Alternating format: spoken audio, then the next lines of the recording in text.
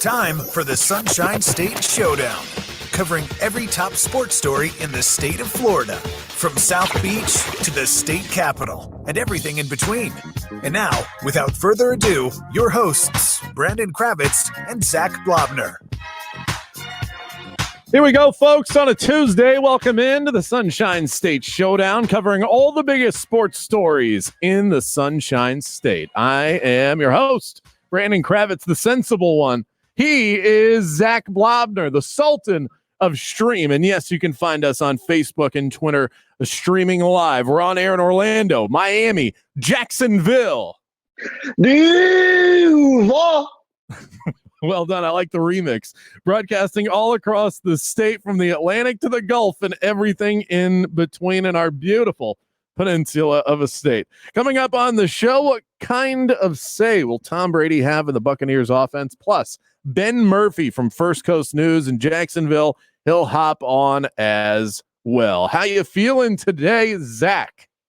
Feeling good. Feeling very... Is cardio a noun, a verb? I don't know how to use it right now. I just went for a run. I think would be a verb because it's a thing that you do. I'm still doing that. I'm still going for those. You mean cardios? You're still doing right now? You're currently doing cardio? My legs. I know you can't see it. I'm on a treadmill right now. By the way, I wanted to ask you a question. This is something that we brought up. I think it was like over a year ago on the show that caused all sorts of debate. But since you're a workout guy and I like to keep myself in shape, I don't think that what the idea of a workout has to be as basic and standard as what we have defined it as. And what I'm saying in this roundabout way is I consider, especially in the Florida heat, and right now we're living in it in the mid 80s. Okay. If you have a larger lawn, mowing your grass is a workout, in my opinion. Your thoughts? Yeah, sure. Why not? It's funny because I hate mowing the lawn. Like, you ever heard me kind of bitch and moan about cardio? I do the same thing about lawn care. My dad literally in high school, like, that was his way of getting me to do the lawn. He'd be like, it's a good workout. It's cardio. And I'd be like, you're making me want to do it less. So yeah, it's a workout, just not a very good one or effective one. I mean, if you mowed 5 lawns in 5 days, I don't think you'd lose weight, but yeah, sure, it's a workout. It's certainly better than nothing. You'd file it under that department, right? Yeah. Why am I even asking you? It's so obvious. I mean, time for the opening round is ridiculous. And more rhetorical questions from me. The Marlins and Rays could be in full swing here soon. See what I did there? By July 4th, hopefully. How American is that? The proposal approved by owners includes the following: 82-game regular season, DH in both leagues, 14 playoff teams in total, the use of home stadiums in areas approved by local governments, geographical schedules, a 30-man roster with a taxi squad. You're going to have to explain to me what that is. Why can't we have Uber squads or Lyft squads? I don't understand this. But there's a lot to get into here. One for me, Zac, is that there's nothing that they've proposed that doesn't excite me as a baseball fan. I honestly wish that this was something that they could adopt all the time. And I fear that for myself as a fan, that I'm going to watch whatever ends up getting rolled out there. And minus the fact that I would love fans to be in the stands, everything else that they have proposed sounds like an incredible idea, not just for this year, but for all years. I like it. Absolutely. And, Brandon, we've talked a lot just in our own realm of sports radio about trying different things. Obviously, we're doing video streams now. That's something that wasn't as prevalent prior to the pandemic taking place. So I think when we talk about being creative and giving things a shot during this wild time where you can get away with doing stuff you wouldn't normally do, baseball should take the same approach. Honestly, all sports should. Especially baseball, though, because they're not going straight into a postseason. Game 1 doesn't necessarily equate to winning the championship, but you can put a lot more weight, obviously, in the NHL and NBA. If they were to return and go straight to a postseason, you don't want to try new stuff then. But giving universal DH, cutting the season in half, I mean, I was saying they should use the robot umpires, too, that cuts back on personnel. There's other things that you can mix in that you're not going to get as much of a chance to do it without criticism as you are right now. And if you're Rob Manfred, this is a place where you turn a negative into a positive, right? We just all watched The Last Dance, the last couple episodes. Those Bulls did what? Turn negatives into positives. And I'm thinking that a lot of us during this pandemic are trying to do the same. Why not baseball?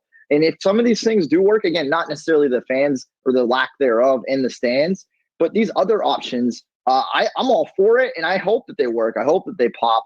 And if they don't, you strike it up to hey, it was a weird year. You don't really have to hang your hat on it in a negative way in any capacity. So give everything you want to go. And for me, again, to me, that includes robot umpires. Okay, let's pivot and talk about robot umpires for a second. You can't just roll robot umpires out there without testing this ahead of time. Have they I've seen Terminator. No. I'm not worried about it. I don't think Arnold's going to be coming out to games, okay? If you can't just throw them out there at some point, have they tested this at all? Is this something that they've toyed around with? I mean, if they haven't practiced the art of umping, then I don't know that this is going to work. Look, I trust Mr. Roboto head umpire all day, every day. Okay, you're right. You're not going to put all the technology out there at once, but there's no reason that they can't have a digital strike zone and have calls coming down and just have one guy signaling one way or the other. Put up maybe a digital board in the background. Think about how much that cuts back on bodies on the field and in close proximity. I mean, you can still have umpires in there in some capacity, but with instant replay and other things, I mean, this is a positive in multiple ways. And again, you can't get knocked for it. I do want to point out before we get too far away from the taxi roster concept, which you still have not explained to me. I do. Here's the thing: baseball is an old sport, and they really struggle to get into the new century, the new digs. They don't really know how to attract millennials and Gen Z. So it makes sense that they would go with the taxi roster because most of the people making these decisions are used to using taxis. They don't even know what Uber is. They say, "Oh, this is cool. You can get a taxi on this app now." This is a great job. This is a great opportunity for branding. They're losing money, 40% of the revenue with no fans. Call them Uber rosters. Have Uber pay you. Come on. I agree. And you know what? You talk about good chances to advertise and get people on board.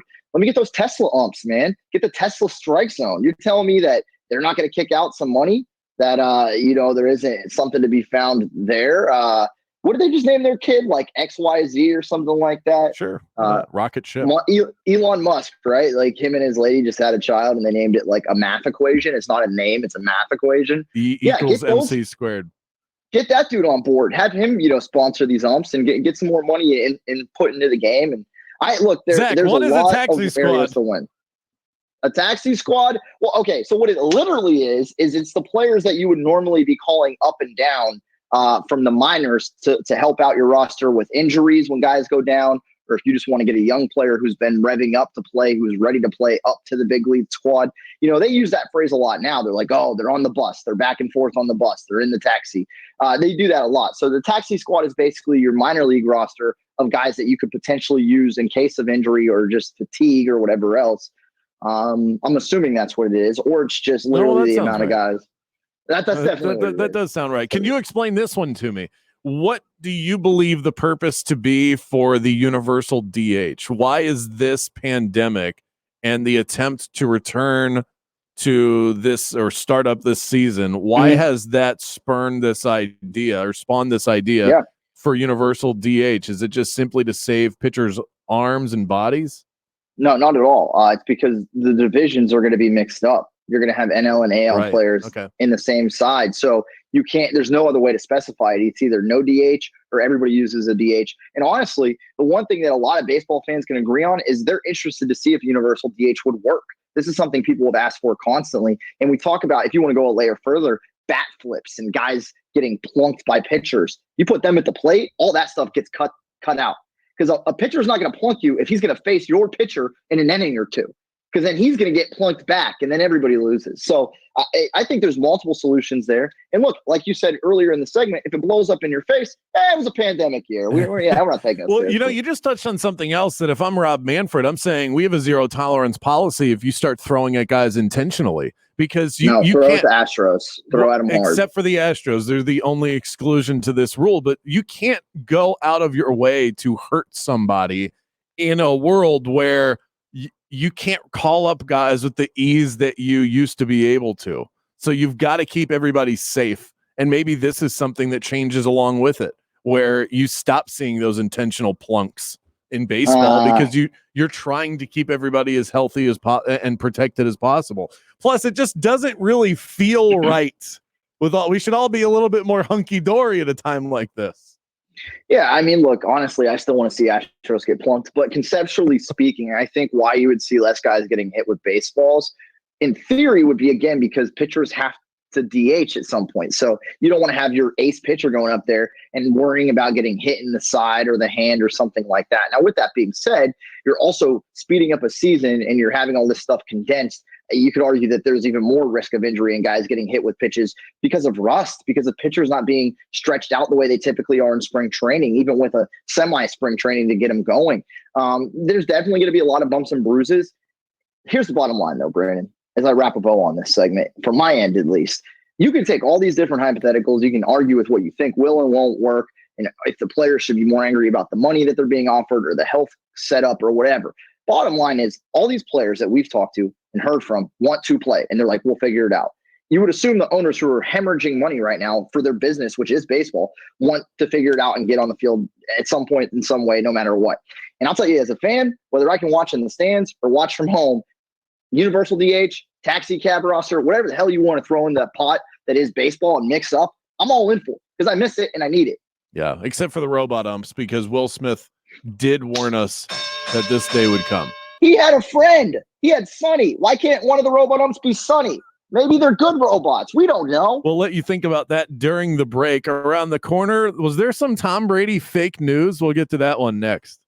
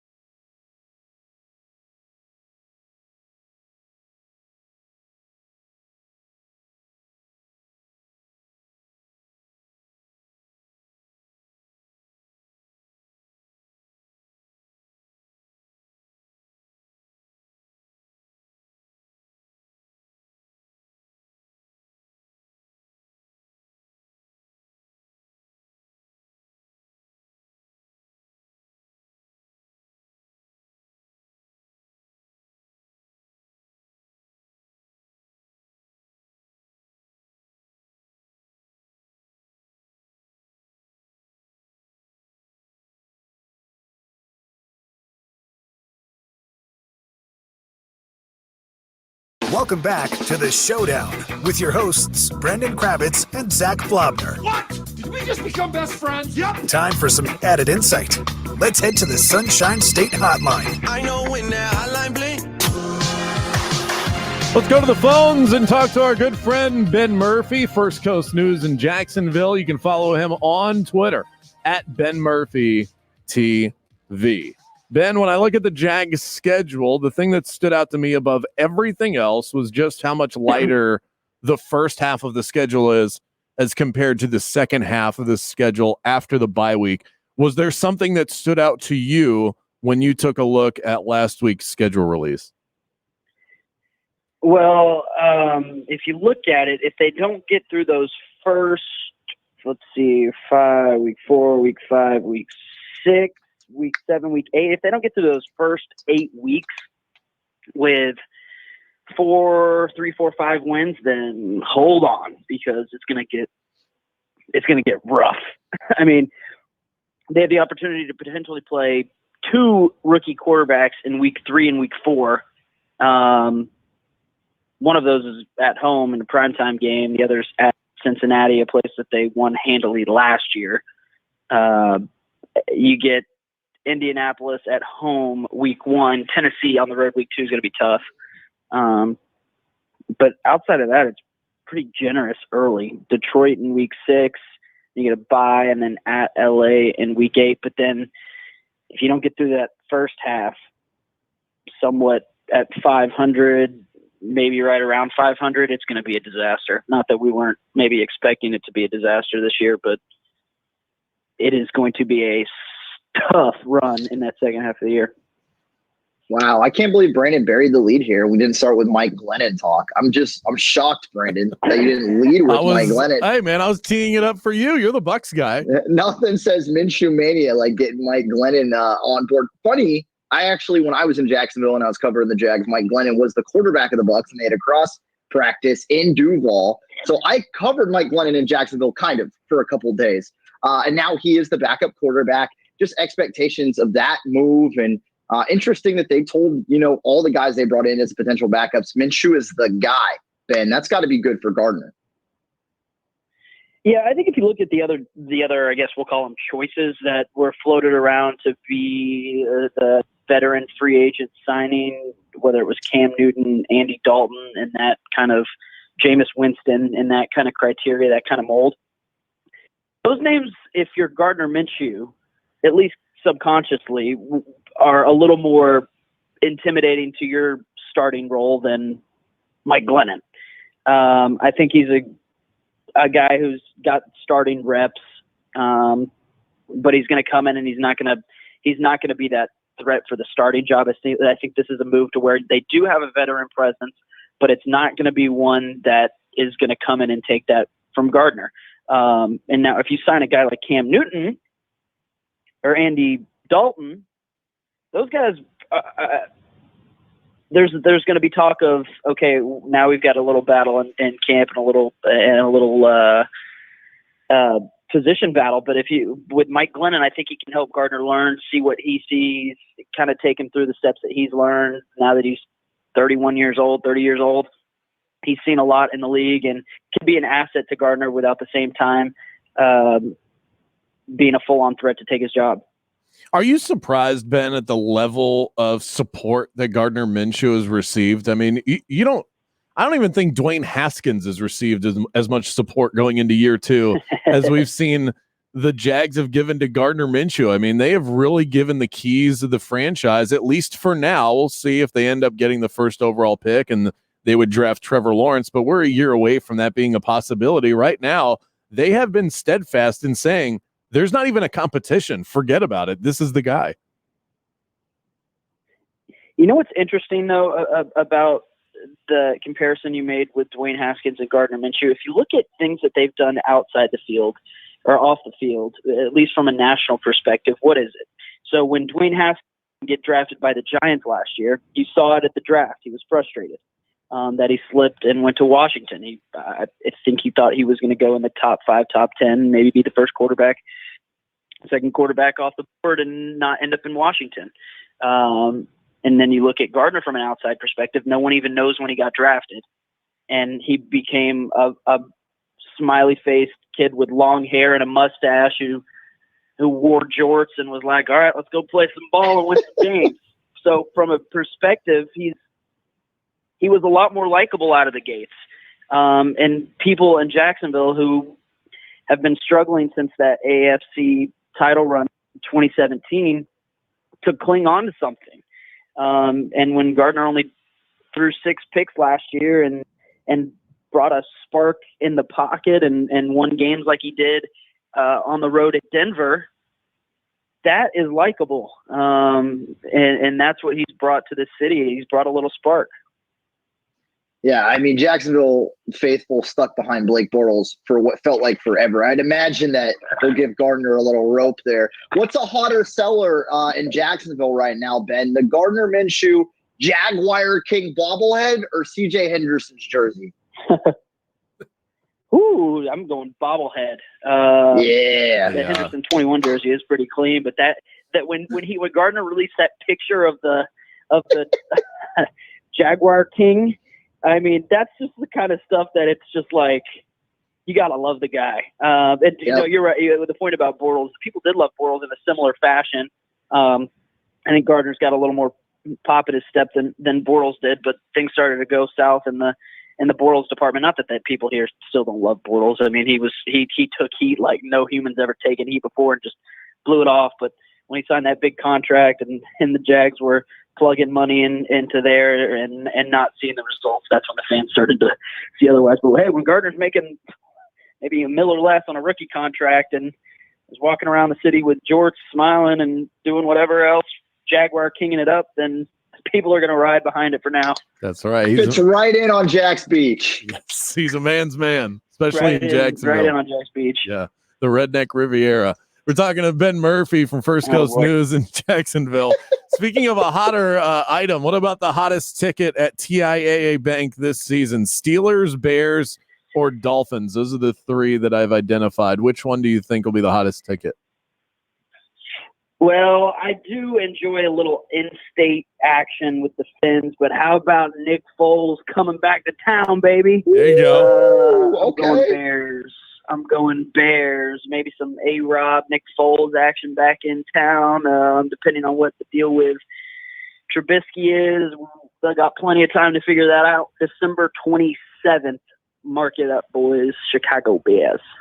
You know, we talk a lot about the defensive guys leaving disgruntled. They did A-Rob dirty too. I forget about that. They did him dirty.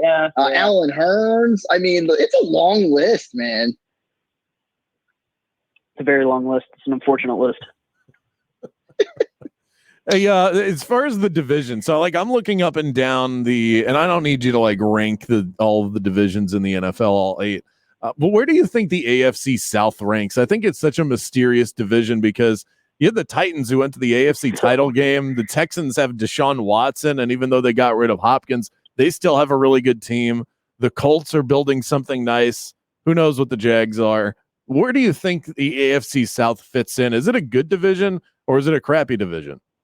I think it's I'd give it a B grade. I think it's better than people give it out to be. I mean, the running joke of, we got to watch Jags Titans on a Thursday night. Well, those are two teams that have been in have made a pretty good playoff push in the last 2 out of 3 years. So it does get a little bit of a knock, but I mean, we've had these teams in this division produce some good playoff games in the last few years, to be honest with you.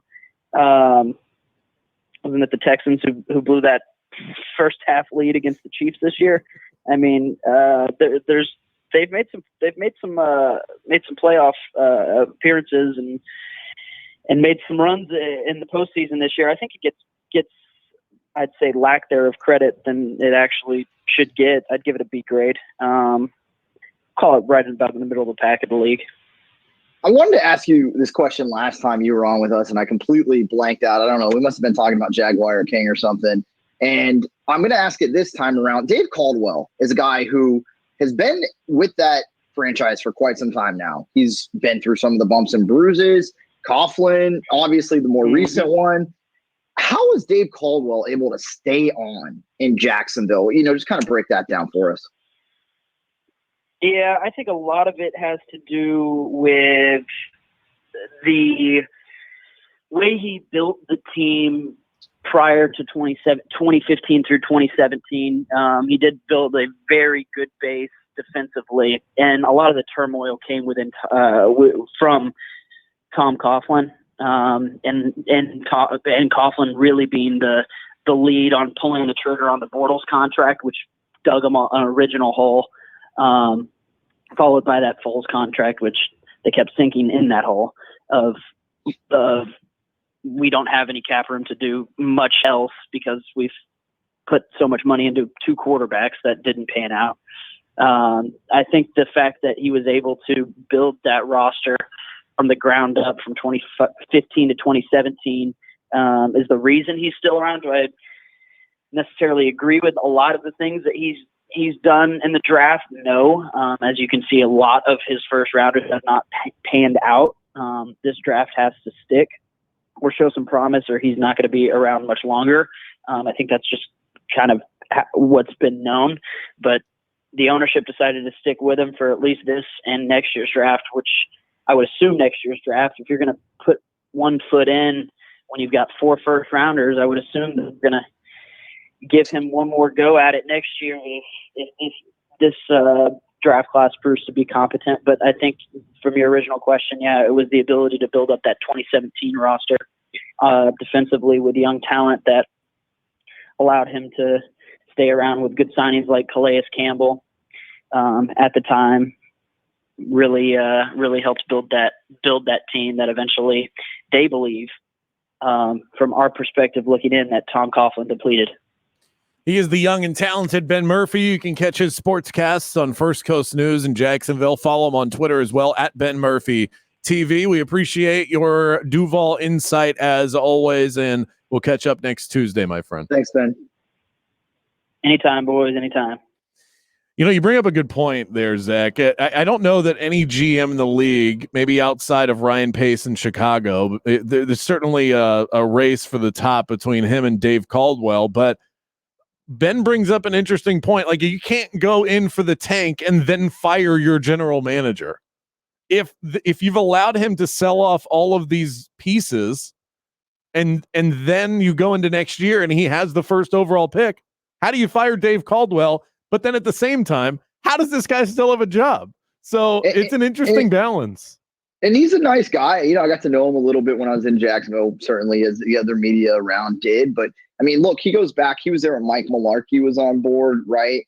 Doug Marrone, the switch to him as the interim, they brought him in. You know, he's just been around for so many different parts. Gus Bradley, now he's there, and it's still Marrone, but Tom Coughlin was in and out of the picture. It's just so much going on, and he definitely has an ability to identify talent, but he has struggled immensely at the quarterback position from, you know, all the guys that have been brought in there. And I know that Tom Coughlin gets a lot of blame for the contractual aspects of those quarterbacks, but that's the one area he has yet to really hit on. If Gardner pans out, obviously a latter round pick, that's great for him.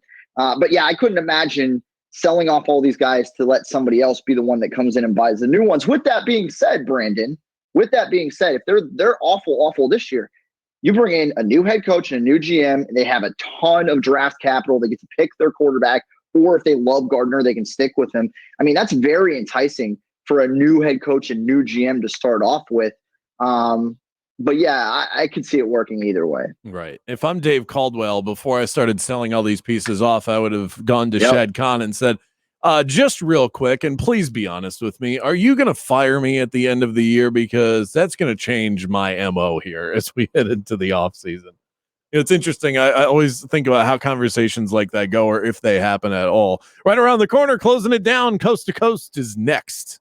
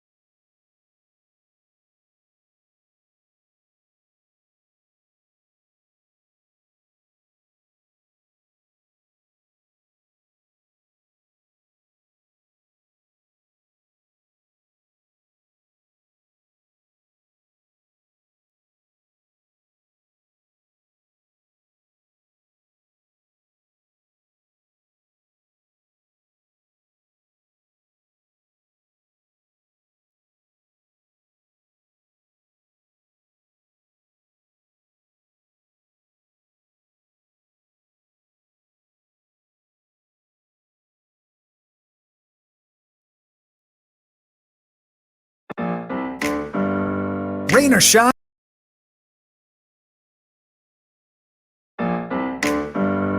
Rain or shine, these guys have you covered. Now back to the Sunshine State Showdown with Brandon Kravitz and Zac Blobner. Yes, indeed, folks. Welcome back to the show. Thanks for being with us today. Brandon Kravitz, Zac Blobner. We'll get you covered up until 6. Remember, if you missed the show live, you can easily find the podcast uploaded daily on iHeartRadio. Just search Sunshine State Showdown on iHeart. You can also find the video stream on social accounts of our wonderful affiliates at 96.9 The Game, at The Game Jacks, at 940 wins. Control, control, control, Zach. The great ones want it. The great ones get it. But apparently, and you can believe this if you want to or not, we'll get into the fake news aspect of it in a second. Tom Brady was not receiving enough of it in New England. Talk of friction between Tom Brady and Bill Belichick was widespread during the end of Brady's tenure in New England before he jettisoned to Tampa Bay, those beautiful sandy beaches out on the West Coast. But Brady's frustration with the coaching staff may have gone beyond the head coach. Brady also had a deteriorating relationship with offensive coordinator Josh McDaniels, as reported by NFL reporter Gary Myers. Now, since this report has come out, if you follow Tom Brady on Instagram, you've seen his post on his story. Would you like to explain, Zach, what Tom Brady has had to say about this report? First of all, I stand up for all of the 813 area code when I say we will not take this slander from a New York guy like Gary Myers, a West Coast Now guy like Gary Myers. He's all over the place, but he isn't in Tampa Bay. And I don't appreciate it. No, I'm just kidding. Gary Myers, honestly, any interaction I've had with him has been great. He's very credible. He certainly has a ton of contacts in the business. And I think whoever told him this is a guy that he or a gal that he's very much trusted over the past and feels like this is very credible, or he wouldn't have went forward with it. With that being said, for Tom Brady to screenshot your article, post it on his personal Instagram feed, and then write that this is completely false, that he loves Josh McDaniels, and he tags Josh McDaniels on this same post and say that that this should never be reported, that he should be ashamed of himself for reporting it. I mean, that's pretty emphatic and pretty straight to the point and from the source itself. So I tend to side with Tom Brady being, why else would he go through that process? If him and Josh McDaniels weren't on the same page, why would he tag him? Why would he say, I love this guy like a brother? We're great right now. I mean, look, they may have had a spat, not to say that their relationship has always been perfect, that they've always been hunky-dory. No relationship is. But with that being said, clearly there's not enough turmoil there between them that would have caused Tom to leave New England. Furthermore, all the conversation up until that article, that report by Gary Myers has been that the strife was between Brady and Belichick. So to bring in Josh McDaniels feels like grasping at straws. I don't know where his source is, who he got that report from, but clearly they steered him in a direction that has a lot of fallacy involved in it. Okay, I'm gonna kind of sit on the fence with this because I think both sides can be true. I think they can absolutely be true. Where Tom Brady right now feels like, yeah, we had a good relationship. I still think of him fondly. Yet when living in the moment of the frustration of last year, brothers. He said we're brothers. Okay. He said we're great. I love you. You know what this reminds me of? We've all had that friend where you're like, man, we should move in together. And then you move in and you realize, oh my God, I cannot stand being around you. Have you ever washed the dish? And why do your shirts always smell in the morning? And so you end up moving out. Okay. And then what happens? You get closer again because you're not around each other all the time. Perhaps that's what's going on with Brady, where he did grow tired of Belichick. He did grow tired of Josh McDaniels. Maybe he didn't feel like he was getting the input that he wanted. And the moment that he left, Brady is not the kind of guy to hold a grudge. It seems he's the kind of guy to keep a chip on his shoulder for motivation in the future, but he doesn't seem like the kind of guy to hold on to a grudge just to be petty. He doesn't seem petty to me. He seems motivated, but he doesn't appear petty to me. And so I think both can be true. You can view a guy as a brother while also wanting to get the hell away from him. No. Listen, if you're having issues in a bad relationship and work-wise you decide to move on and do something elsewhere, it's not like you owe that person kind words. You can simply, if that's the case, Brandon, I would have expected more of a response like, oh yeah, we're good. That's not true. But he went emphatic. He went over the top. He was like, this is ridiculous. This is my brother. Like the verbiage he used makes me feel like there is no way, shape, or form that what was reported can be true. And again, words are important. Words matter. The way you use them, the specific ones that you have. And I think that because of how much passion was involved in the post from Tom Brady, Brandon, you can't put any stock in this. Now, does he want control? Is that something that was enticing to him to come to Tampa Bay and whatever team he was going to move on from the Patriots to? I think there's something to be said there And certainly maybe over the overall umbrella of the New England Patriots organization, he maybe wasn't happy with the amount of voice that he didn't have in what they were doing in the direction they were going. And look, this is a team who hasn't really given him the weapons he wanted. He didn't want to get rid of Antonio Brown. He wanted to ride that out. And if the NFL suspended him, so be it. So I think that there's some frustrations there, regardless of if Brady will ever admit it. Do I think that there was ever enough issue between him and offensive coordinator Josh McDaniels to make him leave New England? Hell no. Hell no. Well, okay, then that brings us to Tampa. Okay, and you out there, you can believe whatever you choose to believe. All right, we've got our sides. You can make up your own mind. He said it. The man you're reporting on came out and said, "Okay, hold on. False. You've never denied disliking somebody and then didn't actually mean it. You've never done this."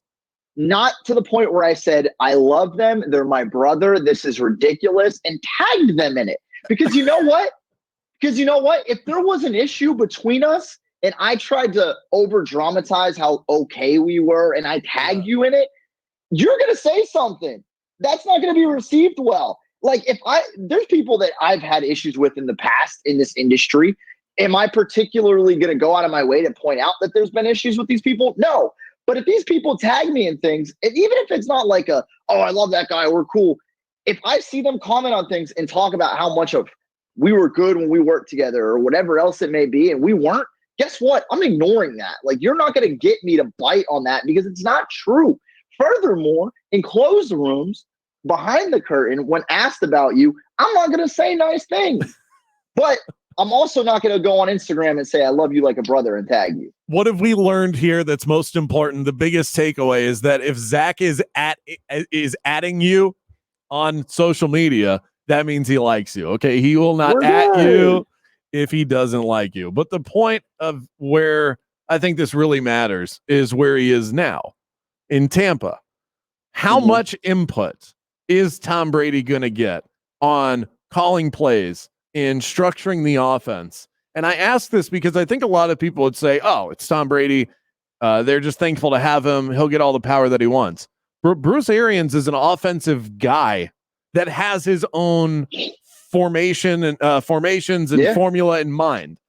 How much of that do you think he's willing to give up and just hand the keys over to Tom Brady and say, here's what my offense looks like. Now you paint on top of it and make it look the way you want to? Well, let's start with the personnel decisions because he's the reason that Gronkowski is in Tampa Bay. So boom, control right there. Yep.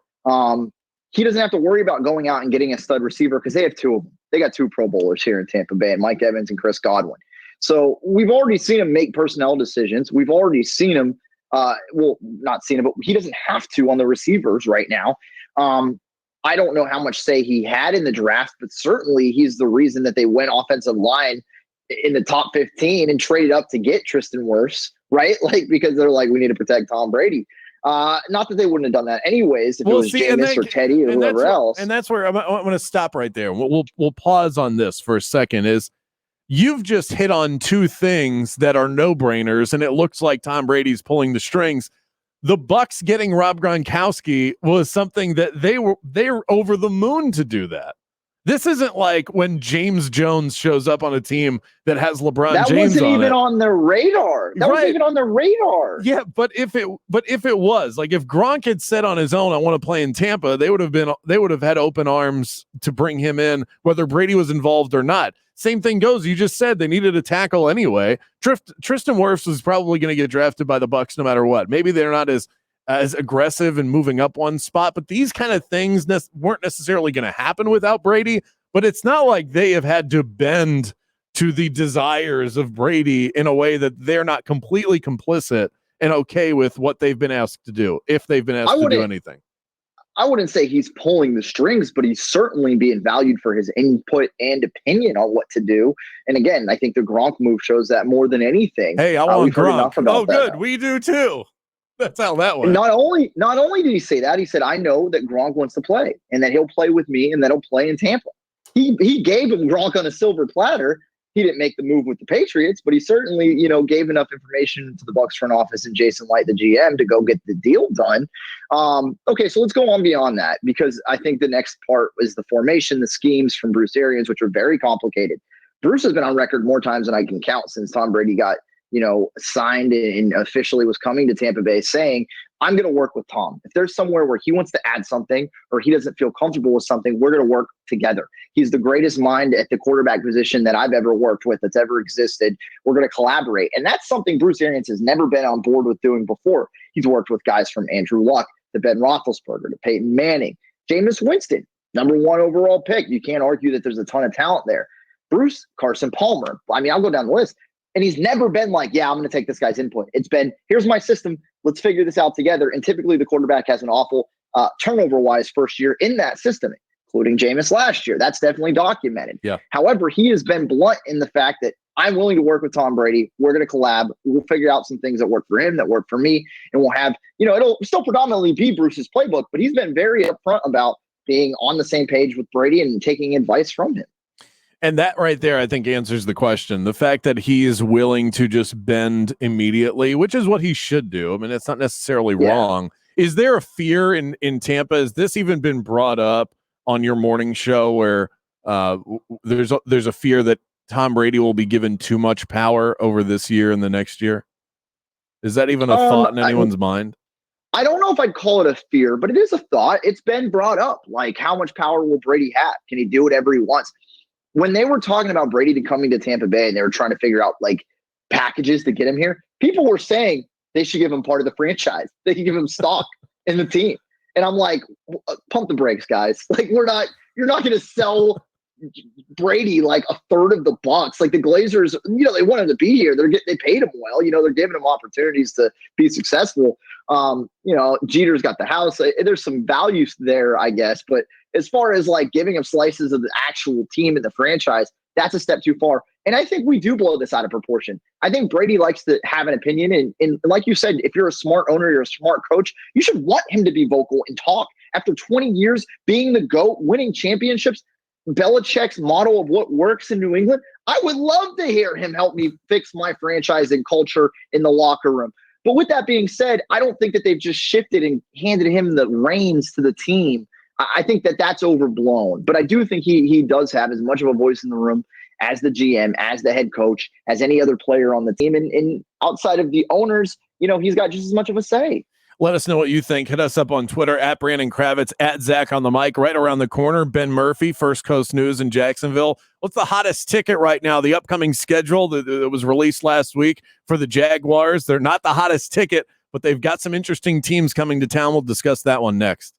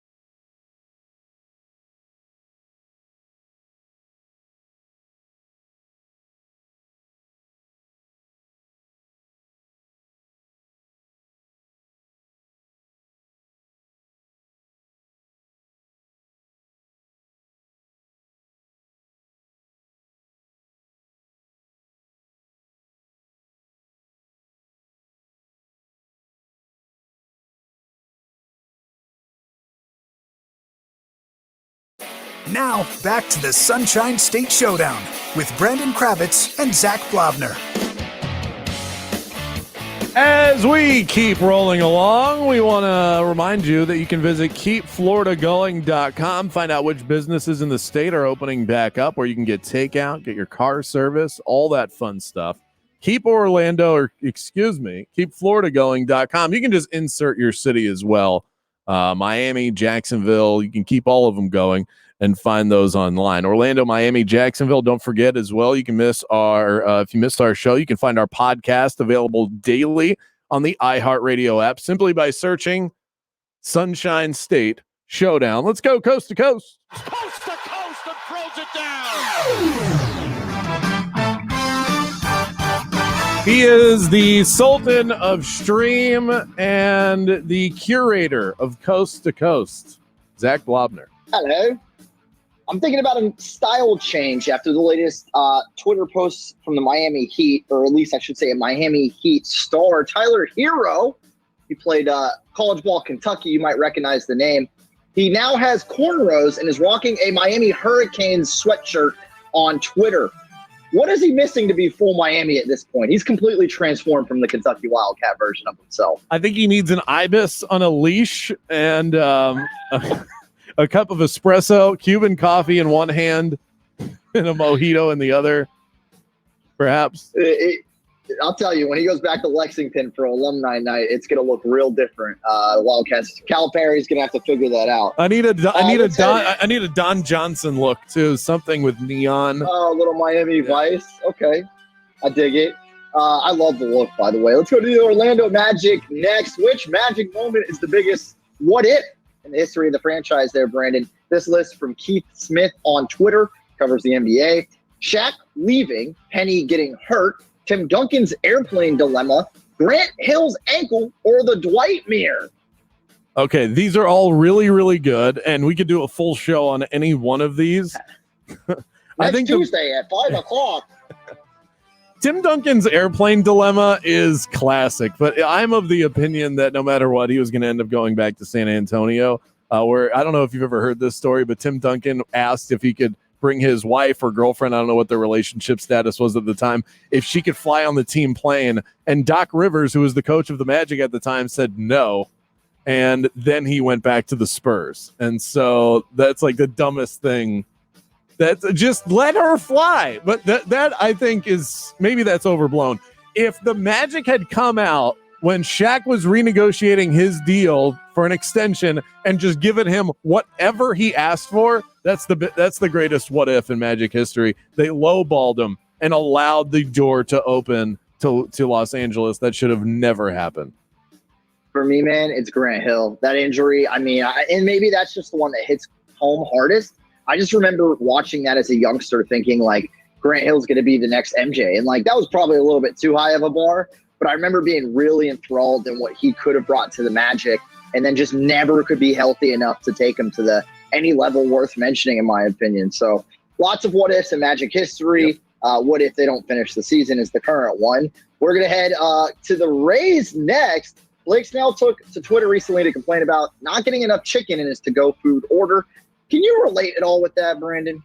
I actually had a to-go food order recently where, because of the virus and everything, I'm not really checking my to-go orders if I go to a location to pick it up. So I'm just crossing my fingers and hoping they got it right. I had a completely different meal in the bag than what I ordered. And so I can totally relate. And the ironic part is that there was chicken added on my order when he didn't have any. Interestingly enough. Yes. It's the worst. It's the worst. And it's the places where they do like burrito bowls and stuff, and they use the scoop specific. It's really disappointing. The last one I got for you here, we mentioned this during the segment with Ben Murphy. There's now a Jaguar King Gardner Minshew bobblehead out. Rate that bobblehead on a scale of 1 to 10, Brandon. Also, I think we coined that like 2 weeks ago. We should get kickback. I'm thinking 10. That's maybe the best bobblehead I've ever seen. We deserve a kickback on it. We came up with it. Let's get some of that. That covers it for today. Thanks for spending some time with us. You can always find the show available on demand on iHeartRadio. Just search Sunshine State Showdown, and we're back tomorrow with more greatness.